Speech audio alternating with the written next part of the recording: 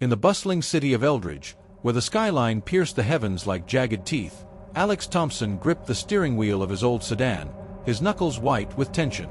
His wife, Emily, sat beside him, her face contorted in pain as another contraction racked her body. She was 9 months pregnant, and labor had come suddenly, turning their quiet evening into a frantic race against time. The hospital was just a few miles away, but the streets were choked with traffic, sirens wailing in the distance like omens of chaos. Alex glanced at Emily, her hand clutching her swollen belly, beads of sweat tracing lines down her forehead. "Hold on, love," he murmured, though his voice was lost in the hum of the engine.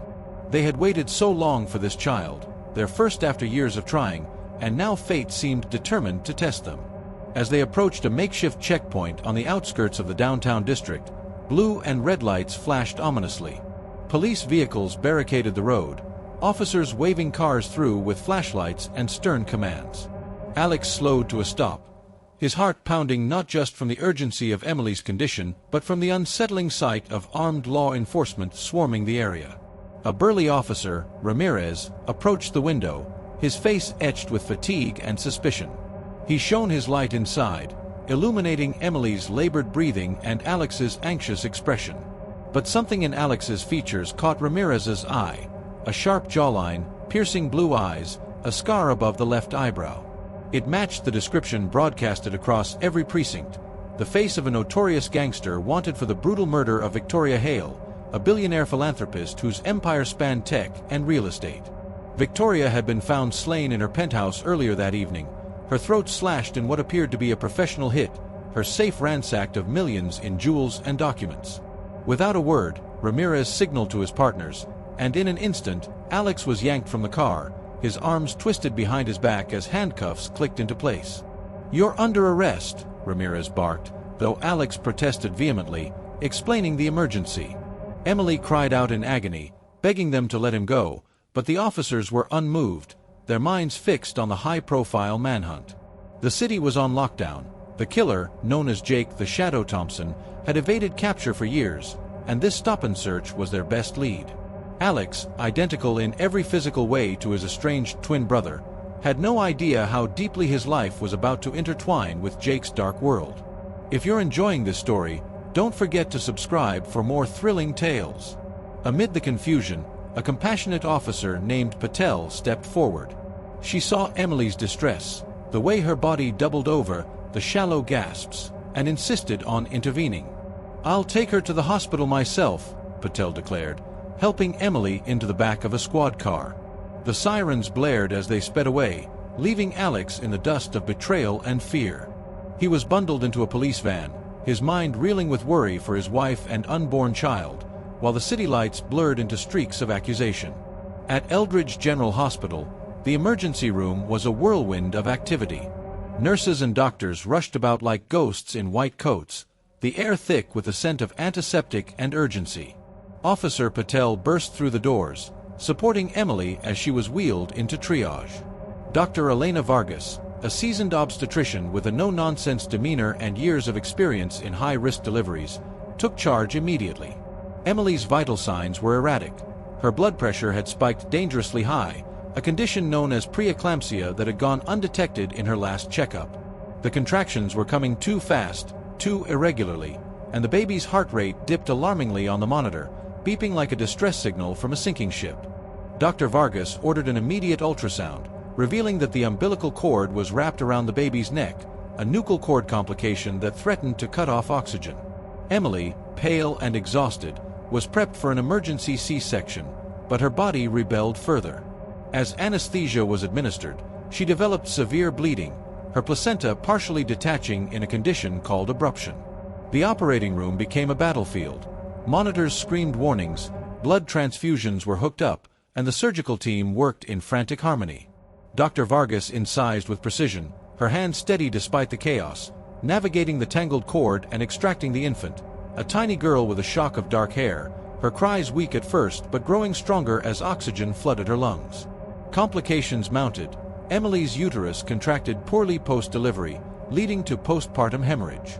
Bags of fluids and medications were pumped into her veins, clotting agents administered to stem the flow. For what felt like an eternity, the room hung in suspense, the beeps of machines the only soundtrack to the fight for life. Officer Patel paced outside, her uniform rumpled, whispering updates into her radio. Finally, after hours of intervention, stability returned. Emily's bleeding slowed, her color returned, and the baby, named Lily after Emily's late mother, was placed in the neonatal unit for observation. Both mother and child emerged unscathed, a miracle amid the storm. Emily, though drained, held her daughter for the first time, tears of relief mingling with exhaustion, as the hospital lights cast a soft glow on their new beginning. Meanwhile, at the Central Police Station, Alex sat in a dimly lit interrogation room, the walls closing in like a vice. Fluorescent lights buzzed overhead, casting harsh shadows on his face. Detective Harlan Crowe, a grizzled veteran with a reputation for cracking tough cases, led the questioning. Alex's resemblance to Jake was uncanny. Same height, same build, same tattoo peeking from under his sleeve, a remnant of their troubled youth. Jake, the older twin by minutes, had always been the wild one, drawn into the underworld of organized crime, while Alex pursued a quiet life as a mechanic, building a family with Emily far from the shadows. Crowe slammed photos of Victoria Hale's crime scene on the table, her lifeless body sprawled in luxury, blood pooling on marble floors.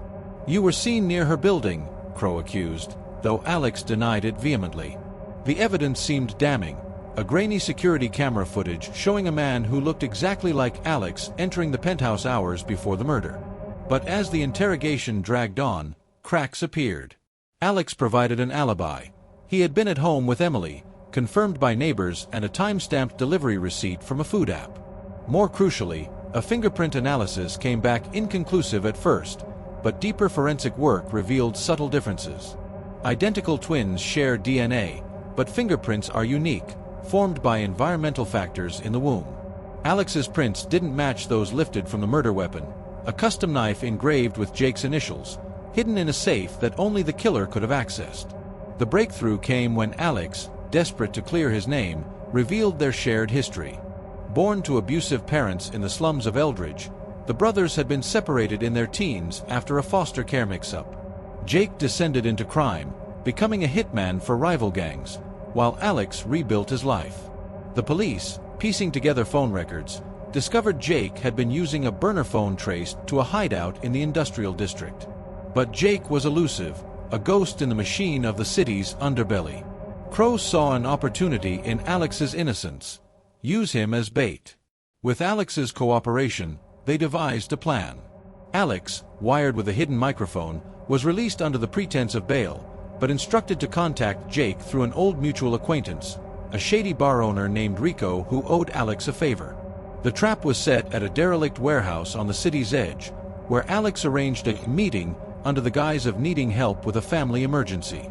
Jake, ever the opportunist and sensing vulnerability, showed up, his face a mirror of Alex's but twisted with cynicism and scars from street fights. As they confronted each other, Alex pleading for Jake to turn himself in, Jake mocking his soft life, the police swarmed in. Hidden snipers and tactical teams closed the net, Jake's attempt to flee thwarted by a well-placed barricade. He was subdued after a brief struggle, his knife, the same one used on Victoria, found in his possession, sealing his fate.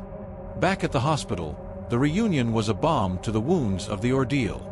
Alex, cleared of all charges and hailed as a hero for his role in the capture, rushed to Emily's side. The room was filled with the soft hum of monitors and the gentle coos of baby Lily in her bassinet. Emily's eyes lit up as Alex entered, his face bruised from the arrest but alight with joy. He embraced her carefully, mindful of her stitches, and together they marveled at their daughter, her tiny fingers wrapping around his. The complications of the birth faded into memory, replaced by the warmth of family. Officer Patel stopped by with flowers, a small gesture of apology, while Dr. Vargas checked in one last time, pronouncing them all fit to go home. Days later, as Jake stood trial, the courtroom buzzed with media frenzy. Evidence mounted, DNA from the scene, witness testimonies from Victoria's staff who identified Jake's voice on intercepted calls, and the knife linking him directly to the crime. Victoria Hale had been targeted for exposing a criminal syndicate Jake worked for, her philanthropy a cover for investigations that threatened their empire. Jake, defiant to the end, was sentenced to life without parole, his twin's testimony the final nail in the coffin. Alex watched from the gallery, a mix of sorrow and relief washing over him. Sorrow for the brother lost to darkness, relief for the justice served. The Thompsons returned to their modest home on the quieter side of Eldridge, the city noise a distant murmur. Alex cradled Lily as Emily rested, the family unit unbreakable now. The ordeal had tested them, but it forged bonds stronger than steel. In the evenings, as the sun dipped below the horizon, painting the sky in hues of orange and pink, they sat together, dreaming of the future. No more shadows loomed, only light ahead. And in that light, they found happiness, a quiet victory over the chaos that had nearly torn them apart.